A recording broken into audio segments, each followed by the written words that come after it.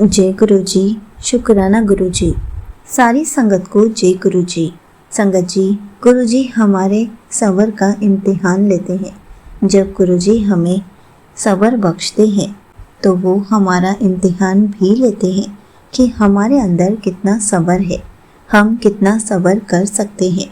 इसी पर एक आंटी जी का सत्संग सुनाती हूँ जिसमें उन्होंने इस बात को बहुत अच्छे से एक्सप्लेन किया है। ये सत्संग पूरा ज़रूर सुनिएगा, आपको बहुत अच्छे आंसर्स मिलेंगे।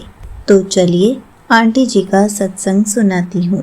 संगत जी, मैं पंजाब में रहती हूँ और मेरा बेटा अमेरिका में नौकरी करता है। वो कई साल पहले पढ़ाई के लिए गया और फिर वहीं बस गया। मैंने शुरू में बहुत समझाया, मनाया और रोई भी कि बेटा लौट आ, लेकिन बेटा कहता माँ अभी मेरे हालात नहीं है, पर आपको ज़रूर बुलाऊंगा।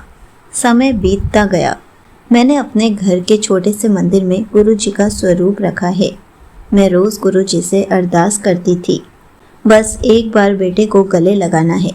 रिश्तेदार कहते थे बेटे को क्या पड़ी है अब बूढ़ी माँ की, अब क्या वीज़ा लगेगा, उम्र हो गई है, किसे ज़रूरत है अब विदेश घूमने की।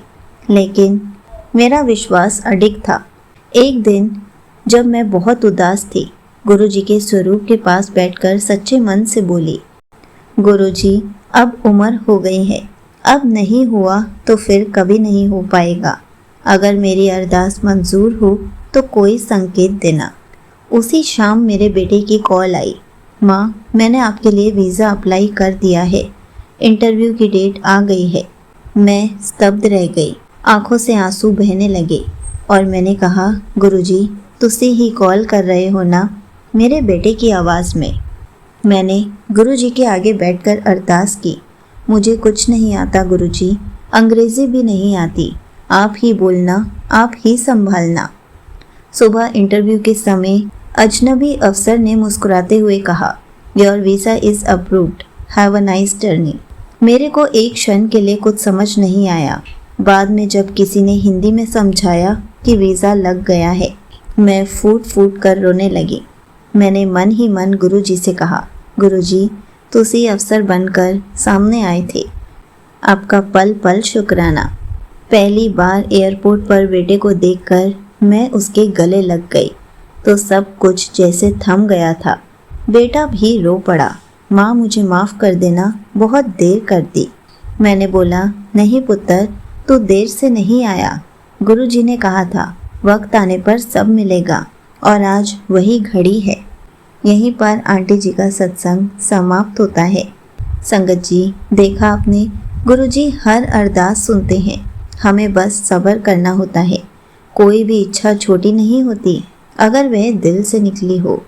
गुरुजी की घड़ी हमारी घड़ी से अलग होती है, लेकिन सबसे सही होती है। श्रद्धा, सब्र और शुक्राना, यही सच्चे भक्त की, यही सच्ची संगत की सबसे बड़ी ताकत होती है।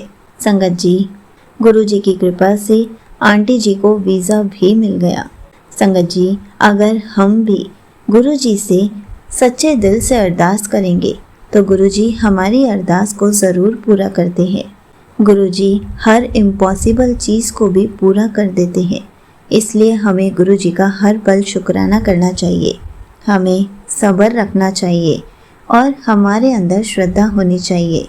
संगत जी, जब भी गुरु जी हमारा हाथ थामते हैं तो हमें सब्र की दात बख्शते हैं और गुरु जी हमारा इम्तिहान भी लेते हैं कि हम कितना सब्र कर सकते हैं। तभी तो हमारी लाइफ में चमत्कार होते हैं। जय गुरु जी, शुक्राना गुरु जी।